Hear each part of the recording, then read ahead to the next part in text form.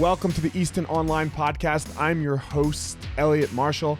And what this podcast is here to do, it's here to help you gain strategies and tactics and tools that are going to help you grow in your martial arts business. If you have a martial arts school, a gym, this is one of my passions, is how we spread the message of how to really grow culture and business, and some ways that we do it the best with our people, with our staff, with our clients. So I hope you enjoy. Give a listen. Guys, welcome back to another episode of the Easton Online Podcast. And I am here with Karel Pravec. Karel is a Renzo Gracie Black Belt and the owner of 2 schools out on the East Coast. And man, Karel, great to have you on. Thank you. I appreciate it. Always a good time to talk to you. Yeah, we talked yesterday on my personal podcast. So here we are back today. I said, do you want to do it? And you said yes. And next thing I know, I had a link booked. So I appreciate it. Thank you very much. We are just starting to go down this realm. You are the second guest of the Easton Online Podcast that isn't one of our employees or top management, CEO, CFO level people. So the first one I did was my very, very, very first karate instructor from a child, because he's been very successful. So here we are with you today. What has it been like? First of all, the question everyone wants to know, what has it been like running your school during COVID? It's been interesting. I think, I don't know, I subscribe to the Dave Kovar business model of running a martial arts school. I'm sure you know Dave Kovar. He's a very well known in karate circles, but also, he's a Brazilian Jiu-Jitsu Black Belt. And, basically his philosophy is martial arts first, meaning that you need to be a student of martial arts. As a teacher, you come in second. You can't be a good teacher if you're not a continuous student, and the business will take care of itself to some extent. You got to stay on top of things. You got to have consistency of a product and so forth. And, one of the most important things for me is to continually train, to continually evolve my own game, because I want to bring the best game I could possibly do to my students. And now I'm starting to expand my definition of students. It's not just the ones that are physically training with me, but there's a lot of people that are following me on YouTube and through DVDs. And when they buy it, I usually give them follow-up technical advice and so forth through social media. But it's been interesting. But my number one priority when the lockdown happened, I was like, my number one priority is I gotta be able to train. That's number one, which I did. And then the second one is, how do I kind of try to contribute to the world of jiu-jitsu? So I think it hit a lot of people hard. And initially we expected to be a couple of weeks. It wound up being 3.5 months, and a lot of parts of the world is coming back around for wave 2. Is how do I continue to there's 2 aspects to it. Is I want to continue to help people get their jiu-jitsu fix and get their jiu-jitsu technique and be involved in jiu-jitsu and continue to stay with it. In some places, depending on locations, it had to be electronically. And the second one, obviously, was to continue to kind of run the school under a different scenario. So since then, we've reopened under restrictions, and I don't know how long that's going to last, but it's been interesting. And the way I look at it, I think any business owner will probably will probably understand this, is it's a crisis management. You basically try to survive, and my philosophy is if the school can survive, I will thrive. I will thrive again. My students will thrive again. It will come back to normal. It may take a year or 2, but it will happen. But it will not happen if you don't survive. And at the same time, I think you have to reinvent yourself to some extent. I think online presence, I had a pretty big online presence to begin with, but I really didn't pay much attention to it. And I started to pay a little bit more attention to it, because my intention is, when I get old, is when my plan, I hate the cold. I plan to spend 3 months in a warm place and possibly teaching electronically while I'm training jiu-jitsu, and then come back and teach on the physical location again and do seminars and so forth, like I did in 2019, not so much in 2020. So you gotta kind of roll with the punches. You got to try to reinvent yourself and keep pushing forward. But at the same time, understand that you may not necessarily be making strides at the rate that you wanted to make them, or you would under normal circumstances, that you have to make different strides and basically try to survive. If you survive, you will be able to grow again. So that's sort of been the case for the last by now it's 8 months. 8 months, 10 months. Yeah. Yeah. You don't subscribe to the philosophy of just ignore this, right? Just open up your doors and full go. No, because it's irresponsible. 50-person. Yeah, it's irresponsible in my mind. My top priority, and it's unfortunate because I literally just I have a daily conversation with some guy that, basically he's over it and he wants to compete and he wants to, bounce around different schools. And, listen, the guy was not a high level competitor to begin with. So now he's sort of starting to dabble in it, and I have no problem with it, but also understand that things need to come in a certain order, so to speak. And I know in my school, there's probably, permanently we've lost a lot of, a fair number of students. We've lost some students because they're frozen and they kind of afraid to come back, but there's also a fair number of percentage of students that are coming back. And I think the only reason why they feel safe to come back is because they believe that we take this seriously. I have a student who's a pulmonologist and intensive care unit head.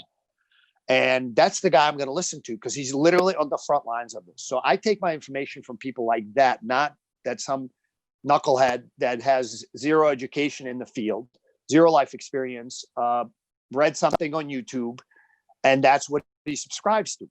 So I tried to tread from day one. I tried to tread and I make to some extent my own rules within the academy that I think are prudent. But basically, I tried to tread that middle road because I think if you're a captain of a ship in stormy seas, you cannot be veering from left to right. First of all, your crew will lose confidence, number one. And number two is there's probably a high probability that you're going to hit the rocks. And I've seen a lot of guys, even high-level guys that, I have a lot of respect for, like literally go left, then, at the beginning of this, then completely change their tune and go all the way to the right. And then, that's not how people should have a captain of a ship, I believe, act. The captain of the ship is a calming presence. It's somebody that kind of steers the ship to the best of their ability. Now, if you lose confidence in your captain, by all means, jump to ship, board another ship. That's fine. But I think there needs to be some consistency. How do we deal with it? And also being a prudent, somebody that brings in intelligence and wisdom. And that's what I've been trying to do. And I think, there's some guys, listen, I don't have connections. I do have a lot of law enforcement in my schools. Unfortunately, it's not from the town where it's based. I don't know the mayor. And if, I can't, if there's a problem, they're going to turn a blind eye. That's not the case with us. So we try to, do things what I believe in, and while I'm trying to protect my students. So my number one priority right now is not the school growth. We have declined students, new students, not all of them. If people are, have not a super high risk profile and they want to join, by all means we take them. But if somebody is like careless and, they're all about themselves, I don't take them. I say, go elsewhere or just wait. And my top priority is to basically keep my students safe and give them a place to train Brazilian Jiu-Jitsu. Is it the way it is normal where you're going to train with 5-6 different guys the same day, in 3 different classes? You can go bounce to another affiliate or friend of mine's school. No, but you will be able to train an hour or 2 a day Brazilian Jiu-Jitsu every single day of the week if you take this seriously. So basically my top priority is to give people jiu-jitsu while trying to keep my students safe. That's my number one priority. Precedes everything else, including, income, everything else. Man, that it's a core value that you're having, right? Because that's something we talk about a lot on this podcast. Is core value something that you'll lose friends and money over. There's a way to make money right now during COVID. Like you could just open, right? You could just open, say, hey, come on in, because other schools aren't doing that. And you could be like, we're accepting everybody. Everything's normal. Don't you worry about it. And you could be thriving right now. I do believe that will bite you in the ass. Yeah. yeah, I mean, not me, hopefully, because Right. I don't subscribe to that theory. But I'm Right. going to drop a name that you probably know, Gene Dunn. Yes. Gene Dunn, I've known him for a long, long time, way back from the early days of the Renzo Gracie Academy. And He used to beat I remember he's another big guy with amazing jiu-jitsu like yourself, and again, I think because you guys basically learn sort of the little guy's game and applied it with your body. It's this, prescription for success in Brazilian jiu-jitsu. But I remember this too, he owned a karate school. At the time I met him, I think I was a blue belt. He just started, and he at the time had some trouble with his karate school, and he was, whatever, he started to make more professional changes and to run it, with great technique, both on the karate side as well as Brazilian jiu-jitsu side, but also with business discipline. And, he made a lot of progress with that and made a lot of strides. And he was the advisor to Renzo, he's advisor to Karel Almeida. And eventually, when I opened up my school, he already had a lot of experience running a good professional karate school, both as a teacher, but also as a businessman. And I remember to this day and this is probably 14, 15 years ago, to this day, what he said to me: if you run it like a clubhouse, it'll be like a clubhouse. It'll pay like a clubhouse. So what I set out to create is, I'm looking at like Harvard, I'm looking at like Yale, universities with, what I want to create is a university of Brazilian Jiu-Jitsu learning with atmosphere that people care about each other and help each other, besides trying to help each other get better in jiu-jitsu, but in everything else. And to some extent, I've succeeded, knock on wood, but it's a constant job to maintain that sort of living organism that you create. It's literally a daily job. It takes a long time to set it up, and it takes a lot of time and effort to manage it. And I'm willing to lose people over that if you don't subscribe to that philosophy, because I don't believe you're going to be a good long-term student for me. That's a core value. Yeah, exactly. All right. So we're going to move off of COVID now. Okay. Yeah. We're going to talk. I'm going to ask you I've got some questions that I'm always wondering that other business owners have been here. And some of them will be about obstacles and challenges and things like that. And I know probably for most of us, the biggest obstacle that we've ever faced here is COVID. But we just talked about that. So let's put COVID aside and talk. Yep. Okay. Yeah. So what is that? What is the biggest obstacle that you've encountered in running the school pre-2020? I think it's the initial growth, because, roughly, guys measure their success in Brazilian Jiu-Jitsu by the number of students. That's, the measure problem, there's others, but that's usually how people measure how many students you got. And, there's certain sort of points in your growth that you start to face things, you need to do things differently than you did previously. And if you don't, you're going to be stuck in that point. And usually, like, roughly those points are the first 100. You basically open up you basically you do everything yourself. Okay. And that's where you get to 100. When you get to 100, you need to have, at that point, you need help. You need help with guys, because you've grown enough that you need to have help. Hopefully the school is making some money where you can pay people, to help you teach, but also help you do other responsibilities, because you have to start to do, as the business grows, you have to start to have division of labor, because you can't do everything yourself. Like, literally, just mentally, you can handle probably more things just physically, meaning that you can deal with it, but you're not going to be dealing with it in the most intelligent and appropriate way. And around 100, 150 students, you will probably need somebody more to help you, not just teach classes, but also on the business side. And the next point is probably about 200, 250 students. That's another point where you need to sort of start to changing your procedures and the way you operate, because otherwise, if you don't, you're either going to get stuck and go backwards or get stuck in that point, or you gotta, you have to adjust things to make the grow. And I think understanding of those points and understanding how you make the adjustments and what do you do to get to the next level is very, very important. And then probably the next one is around 350, 400. And that's sort of the next point where you have to make some additional changes. Again, people don't understand, it's a small business, particularly in New York, New Jersey, that, those are states with fairly high level of administrative burden on the owners. There's compliance, my guys are all payroll.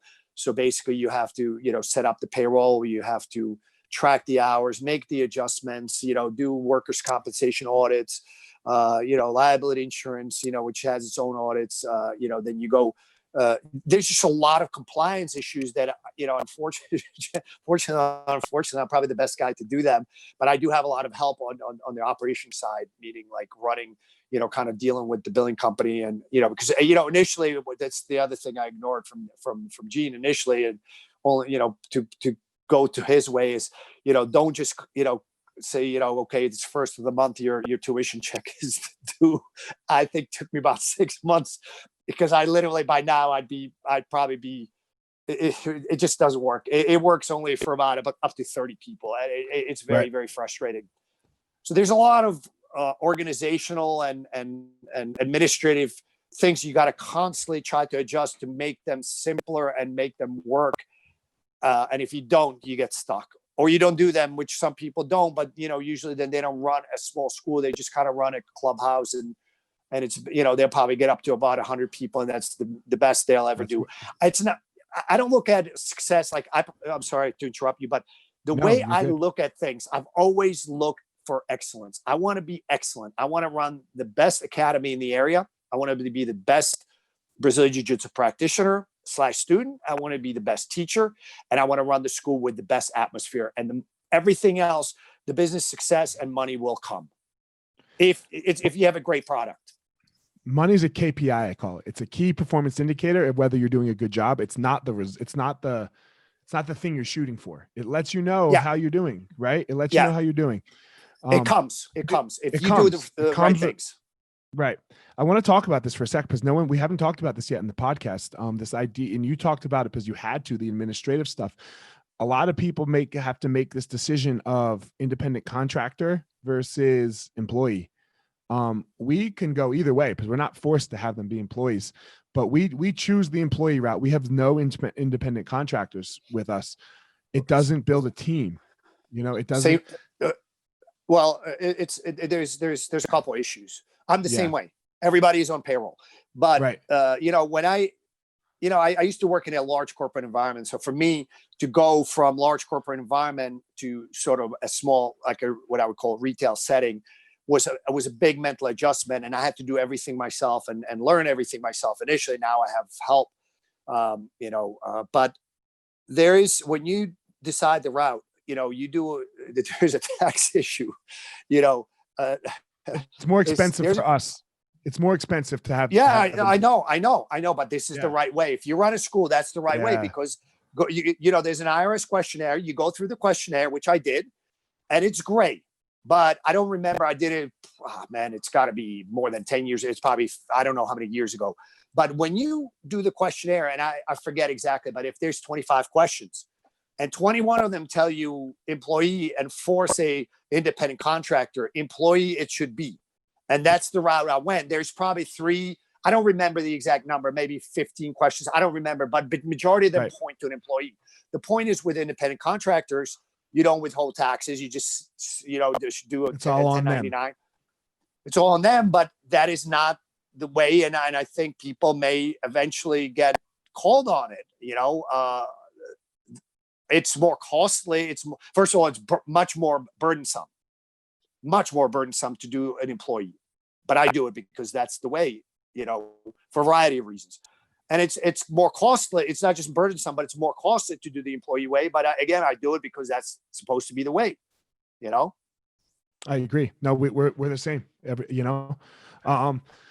So another big question that we talk about here, we are month to month billing, in the sense that we don't, like, there's no out. Like when you sign up, you give us a 30-day out, and then you can be done. How do you do your contracts, or, because I guess that's our contract, Yeah. how do you guys do it? Eliot, it's a great question. I constantly grapple with it. The way I look at things, the longer you commit to me, the cheaper it's going to be per month. And that's how we structured sort of if you want to go do month to month, you could do month to month. It's going to be more expensive than if you do 6 months or if you do 1 year. 1 year is sort of the way we aim for. Here's the reality. If you're hard up and, there's a problem, we've let people out, it's especially it's been a good student or, but the reality of that is you got, pardon my French, but you got dipshits. And you're going to have a guy that signs a 1 year contract, comes for 3 months, and then stops coming. 6 months later, he calls up, he's all irate, is give me my money back. Dude, this is your issue. I'm providing an infrastructure and instruction that you can see on a website. What is the number of classes during, in COVID, we have, Sure. restrictions as far as reservation, but anybody can get their fixed. Like literally I can accommodate 100 people a day easily. But long story short is under not COVID times, you could train, 7 days a week, whatever, 2, 3, 4 hours a day. But you choose not to. It's like going to college. If you don't go to classes, that's on you. You're paying tuition and you just woke up. So part of me was when it's like, if we go month to month, I'm going to make it easier for them so the guy doesn't have a logical complaint that, hey, give me my money back. I haven't been coming. Because logically you could have canceled. But I also do know the reality of this is going to be this. That guy, even if you month to month, and I'd be willing to bet a lot of money on that you guys have had issues where somebody was paying month to month, forgot to cancel, come 6 months, like 6 months goes by, then realize I've been paying and wants their money back, even though it was their responsibility to cancel. And they had the ability to cancel back then. So I don't know what the right answer is because we've had an experience like, pre-COVID, the Salzburg location was very, very big school, but it doesn't matter what you do. Even if you literally serve it to people on a platter, there's always going to be somebody that it's their own failing where they did not pay attention to their own finances. They didn't make a decision. They didn't, decide what they're going to do. If anybody ever has an issue with us, we are very responsive. You call Frank, who's my academy director, he will fix it for you. He will take care of it for you, but we're not going to be fixing your failings. And I think that doesn't matter whether you're on a contract / agreement or you month to month, it doesn't matter. You're going to have the same issues one way or another. So yeah, we for don't lack of better term, yeah, sorry. Yeah. But you have that. I'm sure, I guarantee you there's people of course. So the point is, it doesn't matter. Like people are like, why can't? Well, the reality is, you're still going to be making that statement, even though it's your own fault. Yeah, we left the contract thing, more for an I would say a way for my instructors, a talking piece for the instructors, and for me, frankly, I got to show up, in my opinion, and teach. And it helped me, I would say. And I have to be doing every day. I have to be earning the students coming to me. That's how I earn their quote unquote commitment. I don't earn it through the piece of paper, right? Because either way, like you said, there's going to be problems. I earn the commitment and the love through the teaching every day and making sure that I do that in the most skillful way. So that's just how I saw it. And I'm not, the only time that I really disagree with contracts is when people won't work with people, when they use it like the cell phone company, right? Like when it's like, okay, yeah, no, you can totally get out, but it's $350. You sign that contract and, and that's what it says. So you want $350 it's your daughter and your mother and your house to get out. No, like you said, it depends. You're a dipshit, we're going to treat you like a dipshit. If you're a decent person, like, listen, you have no idea how many scholarships we've given out where a guy loses his job and, him and his kids have been training with us. Okay, don't worry about it. just keep coming. Don't pay anything until you get back on your, and then, you know, if you're a dick, we're going to treat you like a dick, you know, then we're going to, okay, you signed the agreement. And if you're stupid, maybe at least you may learn a lesson, you know, but generally speaking, we try to be, you know, decent human beings to people. But, you know, you got to understand that, you know, I can't just go, you know, I paid rent for 3.5 months in Saddlebrook, right. And you think the guy gave me a break? No. Hey, I didn't use the place. He got PPP money though, didn't he? That's what drove me with the whole COVID thing. That's what drove me insane. I was like, dude, you got money to protect yourself and you still charged us. That's where I got really upset with landlords. Yeah, but you know, like at the end of the day, like, you know, with the real estate, it's a little different because they don't necessarily have a large payroll. But I paid my full payroll. I paid through the whole time. Right. You know, we were fully locked down for 3.5 months, and you know, the PPP, I think that gives you 2.5 times payroll. But the point is, like, if in real estate, generally speaking, relative to the revenues, the payroll aspect is minimal. But you know, right. At the end of the day, it is what it is. We signed it. People, I get it. We signed it, and you know, and at the end of the day, I remember, and I just, at some point when time comes, I'm going to say, okay, this is the way it's going to be, or you know, we'll figure it out. You know, right. I'll have to figure out what I'm going to do. Yeah. When you look back, how long have you been open now? Oh, you during COVID or altogether? No, altogether. When did you start your school? I'm going to say 14 and a half years ago, something like that. So 14, right? Almost. So if there's a piece of advice that you could give Karel 2005 that you know now, if you could look back on that, what would you tell Karel 2005? Be like, yo, dude, just make sure you do this. Other than invest in Google and Apple. Other than take all of the money that you put into school and put it in Google and Apple. What would the advice be? I always, like, as I got more educated on, you know, people think that when you have a black belt in Brazilian Jiu-Jitsu, particularly from somebody like Renzo, you know, people think that, you know, everybody's going to flock to your door right away. You know, back when I opened, you know, it was very rare to be a black belt in Brazilian Jiu-Jitsu. So the challenge was that people didn't know about Brazilian Jiu-Jitsu. They didn't quite know what it was yet. I mean, you know, UFC was still already a factor, but it's still, back then, it was not as well known as it is today. Now the Ultimate Fighter had just happened, right? The first Ultimate Fighter had just happened at that point. In 2004 is when it was. So that's when this big, that's when it started. Really started. Yeah, that's when the growth started. Yeah. So you were right at the beginning of that. Yeah, I think I opened my school 2006, I want to say. And now the challenge is that people are much more familiar with Brazilian Jiu-Jitsu, but now there's also a lot more competition, particularly in this area, because, you know, Renzo's constantly produces, you know, between Renzo's, Marcelo's, and, you know, and a few other places constantly produces, you know, whether it's black belts or even, you know, now a lot of purple belts and, you know, opening schools. So there's a lot more competition. And I think I always keep taking it anytime that I've learned more about the business aspects of running a school or running a smaller business is, you know, I take it back to Brazilian Jiu-Jitsu, and I always kind of, first of all, the number one thing is stay on it, stay on things, just stay on it. It's like, if you quit or if you say, oh, this is not for me, then you might as well close your door. That's number one.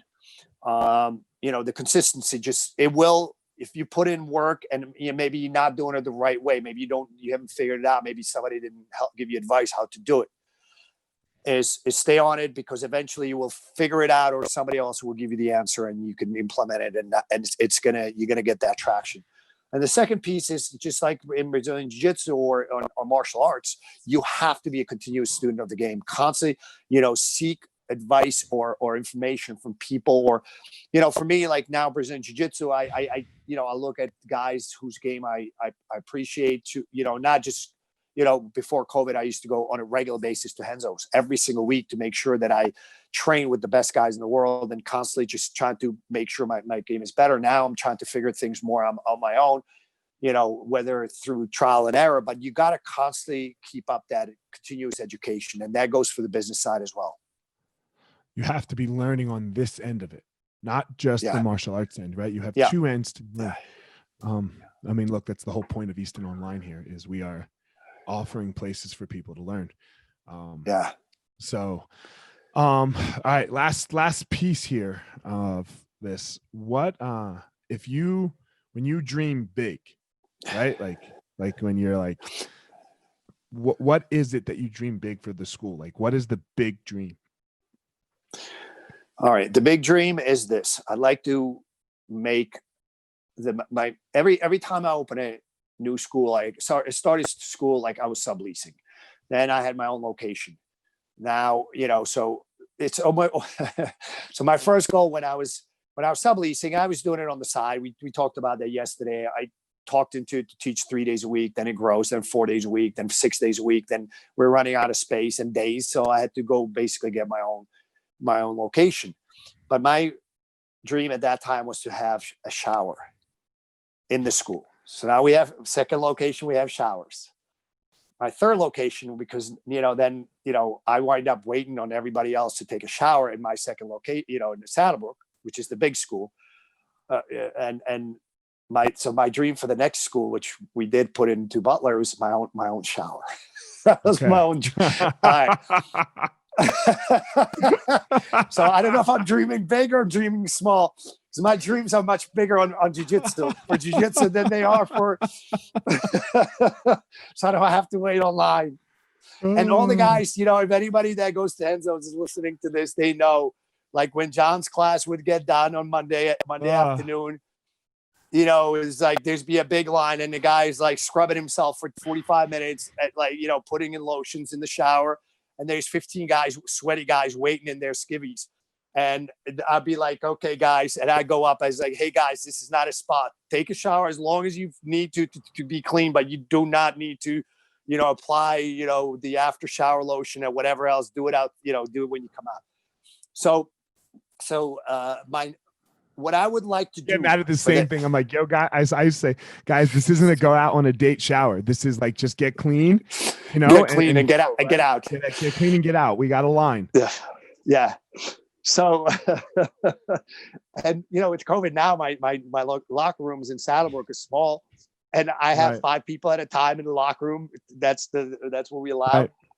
And I'm like, guys, please. And I have a guy like, hanging out in his skivvies, looking at his phone or talking to the guys. I get like, I want to drop it a few F-bombs, like, get your shit, get out, talk in the parking lot. Right. But long story short, what I would like to do is have a place where I can accommodate 50 to 100 people on the mats at the same time. I would like to have an indoor pool. As you know, we talked about the water training, because I think everybody thinks it's super, super out there. But mark my words, if it wasn't for that, I'd probably be broken. Because of the water training that I'm doing, I've been doing it for over 20 years. I started with stand-up in the water. Because I've been doing it over 20 years, literally, if you talk to some high-level guys and ask them, how is Karel Pravec, or ask him, how is Fox's game? A lot of these elite guys are going to tell you it's great. Like I had a guy, like a guy that's very well known, when I went to the Fanatics, and the guy, one of the owners of Fanatics, said he just took a class from me. Is like, and the guy is an elite jiu-jitsu guy. And basically the guy's like, yeah, I'm going to go meet with Karel, with Fox. And he says, every time I mention the name, I'm meeting with somebody, he says his jiu-jitsu sucks. He said, Karel, Fox, man, his jiu-jitsu is amazing. I credit the water training, because I could not train as much or at the level on those days that I do on the mats without the water training. And I believe at some point people will pay more attention to it. And I'm tired I have my own pool. It's cold here, but it's heated. It's got a blanket on it. I'm still using my outdoors pool, because in New Jersey, all the pools are closed. So I don't have that I don't have it. So I'd like to be to a point where my next place have it doesn't have to be very big, I'm happy by 10 feet by 30 feet or something, where I could potentially do lessons and use it for myself. and have a small, like either 1 or 2 room dormitory, because we do get a lot of outside visitors from, like, literally I've had people from Egypt, from Australia, from South Africa come in, and in Jersey, it's basically a suburbs of New York, so it's hard to get around. So it'd be a nice place to have somebody if they wanted to come in for a couple of weeks, for a month or two, to have a place to stay. So that's how I dream. But my bigger dreams are reserved for my jiu-jitsu game. I'm constantly, every single day, I'm training with some of my high-level black belts, and I'm constantly making corrections or tweaks to my game. And I literally at some point, I think this would be kind of fun to release, which are videos I film only for myself, so I remember what I came up with. And my phone is full of those, and I'm constantly doing that. It's like I'm constantly tweaking my game to make it better. You know, I put out a jiu-jitsu video, I guess it's gonna be 5 years ago, with a book called Fluid BJJ. They don't have to go together, but you can have them together. And, you know, there's like a chapter on guillotine, which I think was an hour. And I just showed our guillotine DVD for BJJ fanatics. And people say, hey, if I have this, will there be more stuff? First of all, it's a lot more. It's just 3 hours of content specifically on guillotine, but also my game continually evolves. My game from today is different from where it was. Not like, but it's, you know, materially different, you know, where there's some technical tweaks that are important to people that want to be at the cutting edge of Brazilian Jiu-Jitsu.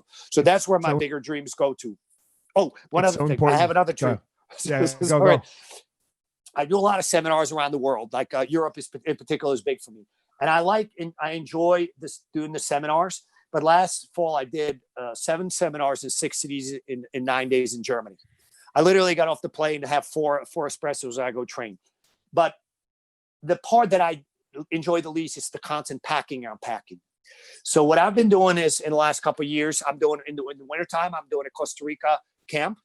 In the summertime, I do a camp in Czech Republic. And my plan is to add maybe one camp in Germany, maybe in the spring or in the fall, and one camp in Italy or in the spring and fall. I have some people that I'm pretty close in those countries. I would certainly try to cooperate with them because I think it would make it more enhanced. But what I'm looking to do is, I love the idea of Brazilian Jiu-Jitsu people from around the globe being together for 3 to 5 days, training Brazilian Jiu-Jitsu and hanging out together at night. When you do a seminar, a bunch of guys go together for dinner and that's it. When you do a camp, everybody's together. We exchanging stories. We bond immediately by our level of jiu-jitsu, no matter what the personalities are. And we all hang out together, train jiu-jitsu. And it's a thing of beauty. And I do it in places where somebody can bring their significant other and they can do sightseeing. Like Czech has a lot of history, a lot of castles, right. You know, and Costa Rica obviously has all the nature, beauty of nature and beaches. So basically, I want to do it in places where people can go for a week, do 3 to 5 days of Brazilian Jiu-Jitsu camp, and then take off and see some very cool sites. Sometimes we try to actually embed it into the camp. So that's my third dream. And my fourth dream is to continue to grow the online presence, because I think I'm getting messages from India, from other parts of the world where they don't have access to high-level Brazilian Jiu-Jitsu instruction to the extent we do in the US. And I believe that it's helping them tremendously to try to keep, grow, Brazilian Jiu-Jitsu tremendously. And it's not just one country; it's literally from around the globe, and people telling me messages. So I have a lot of dreams. It's okay. You got to dream big. I asked. One of my dreams, Karel, is I want a private jet, man. And I'll tell you why I want a private jet. I don't care about anything other than the waiting. I hate fucking waiting in line. Like, it drives me insane. I want to roll up to the airport. I want to drop my car off and I want to walk on the plane. I don't need the service. I don't need that at all. I don't. Yeah. Like, I'll if you could just fly me, like, I'm not going to take pictures on my private jet. None of that. I just hate waiting in line. It drives me insane. So that's that's why I want a private jet. I don't want to be served. I don't care. I like the idea. That's one of my pet peeves. I hate, I don't like to, wait online. I hate that as well. But I have my other dreams precede any of that. Yeah, no, I hear you. Supersede that. Dude, Disney World kills me, Karel. Disney World kills me. And it's not the kids in Disney World. The adults in Disney World kills me, because we're in line I'm in line with my 5-year-old or my 4-year-old, and I'm waiting to take a picture with Mickey Mouse with 10 adults in front of me. And I'm like, dude, you know that's not Mickey Mouse. You know it's not. Like my kid thinks this is Mickey Mouse, and I'm waiting here in line with you so that you need to be out of line. Like, so 20 for every 20 kids, 1 adult, you know? Yeah. Oh, I love scheduling, you know, like I love sort of operational sort of logistics kind of thinking where you can slot things in a way that make it possible to do things efficiently. But, you know, first of all, you need to have a lot of people that actually understand that, but also then you got to run a tight ship, but it's nearly impossible. You know, I mean, probably Disney does as good a job as anybody. As good a job as they can. I know. It's one of those things, man. Like, I don't know. Money's not a thing for me. Like my time is the thing. In my opinion, I can always make more money, right? I'll figure out how to make money some way. It's not like this thing that is so surprising or like elusive from my perspective. But time, we can never get our time back. So I hate fucking wasting it. Drives me nuts. Yeah. All right, Karel, tell everyone where they can find you. I'm sure we're gonna get a lot of questions about this water training. So I know you have some YouTube stuff on it, right? Tell everyone where they can find all of your content. Guys, all my content, my website, my YouTube channel, my Facebook presence, my Instagram presence. I don't manage everything. I manage my personal one, but everything else is under Silver Fox BJJ. Everything. Silver Fox BJJ YouTube channel, silverfoxbjj.com, Silver Fox BJJ on Facebook. It's Silver Fox. That's me, and Silver Fox Brazilian Jiu-Jitsu Academy. That's the academy. So everything is Silver Fox BJJ. You will eventually. It's easy to find, guys. The water training. Go on YouTube and just put in Fluid BJJ. Put in Silver Fox BJJ. It's gonna pop up. There's a bunch of videos. I encourage you. There's a short one that I shot some years ago, and I had to, re-upload it. So it's actually older than it appears. And the one, Eliot, I sent you yesterday that intersperses actual physical training on the mat, interspersed with how I drilled that specific move in the water. I didn't get a chance to watch it yet, but I have it saved on my phone. I think it's only about 4 minutes. So it's not a long one. But it gives you a flavor as to what it is. The rough guys, don't hesitate to reach out. I'm always available, whether you buy my paid stuff or not. I will always try to answer. If they get to me, I will always try to answer the questions. The trickiest part about the water training is the breathing. You have to, when you start to do it, you can start out with very simple things like knee cut pass, kimuras, guillotine, fitting in for takedowns. Obviously, striking is the best thing for, like, if you're striking, you can keep your head above the water. But work on the technical aspects. You're working on muscle memory. You're working on visualization. The hardest part is breathing in jiu-jitsu, because you have to breathe out to. So you will have the buoyancy, so it lightens the load on your joints. But you will when you breathe out and you go underwater, you do want to engage gravity to some extent. So breathe out and continue to breathe out. If you have any questions, reach out. And as you said, just hit him up. Hit Karel. Don't hit me up. Don't hit me up, please. I've never done it before, so please, nobody hit me up. Don't hit Easton Online up. We don't know if you want the water training. We got nothing. Contractor. Guys, I hope you enjoyed here with Karel. We also don't forget, we have our first course out. It's on sale now. First Impression Specialist. It's on sale. Easton Online. It's all about. We don't call it front desk.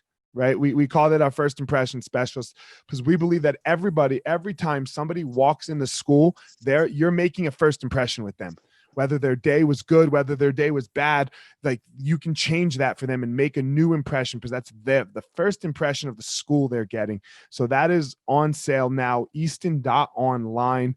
Go check it out. We'd appreciate it. I'd always love feedback. And Karel, thank you very much. You're such an inspiration, because you're doing such a skillful job, man. But like last year, I saw you at the Kovar seminar. You're not just telling other people to go learn. You're learning, right? You're learning. Absolutely. And that's such an inspiration, man. Thanks for coming on.